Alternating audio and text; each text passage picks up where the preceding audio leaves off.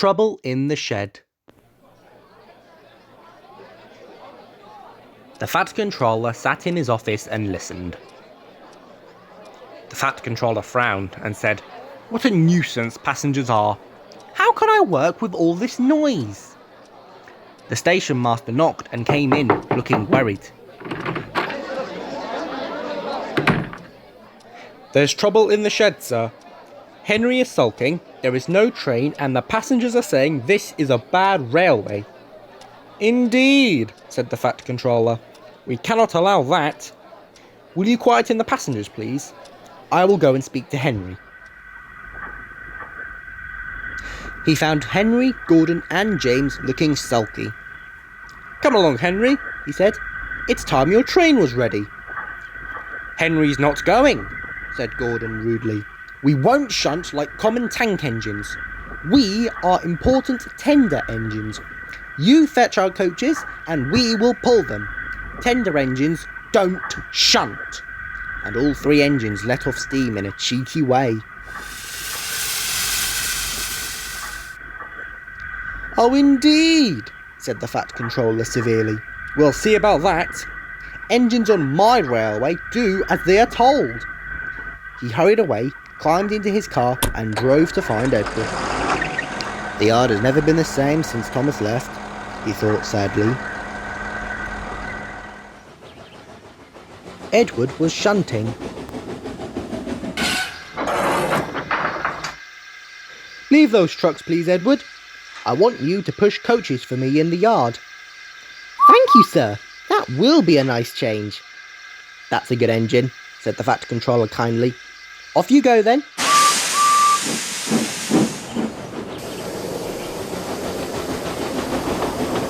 So Edward found coaches for the three engines, and that day the trains ran as usual.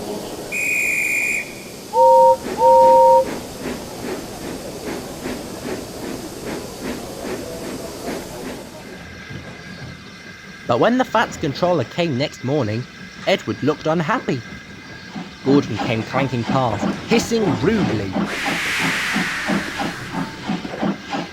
"Bless me," said the Fat Controller.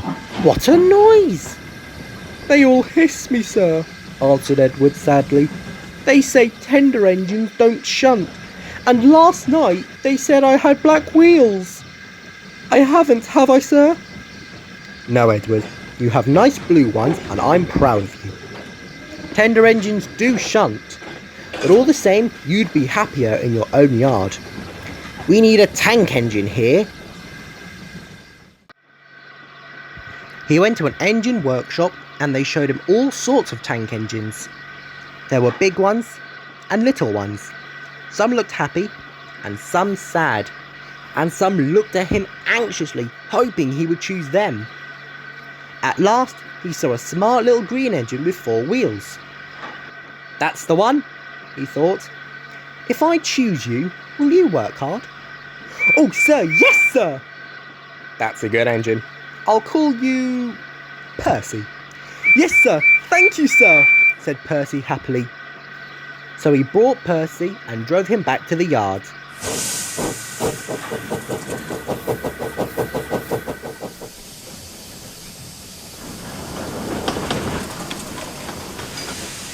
"Edward," he called, "here's Percy. Will you show him everything?"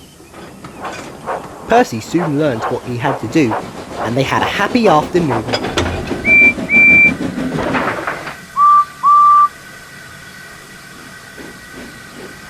Once, Henry came by, hissing as usual. "Whee!" said Percy suddenly. Henry jumped and ran back to the shed. "How beautifully you wheeshed him," laughed Edward. "I can't wheesh like that." "Oh," said Percy modestly. "That's nothing. You should hear them in the workshop. You have to wheesh loudly to make yourself heard." Next morning, Thomas arrived. "The Fat Controller sent for me. I expect he wants help," he said importantly to Edward. "Shh, shh. Here he comes." "Well done, Thomas. You've been quick. Listen, Henry, Gordon and James are sulking. They say they won't shunt like common tank engines. So I have shut them up. and I want you both to run the line." "Common tank engines indeed," snorted Thomas. "We'll show them."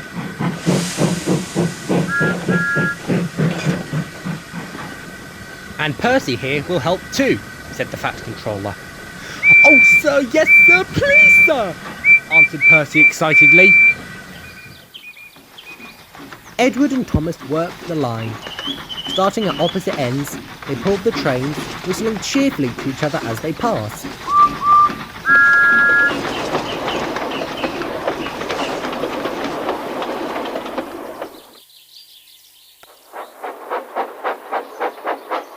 Percy sometimes puffed along the branch line. Thomas was anxious, but both driver and guard promised to take care of Annie and Clarabel.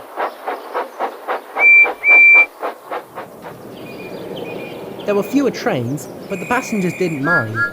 They knew the three other engines were having a lesson.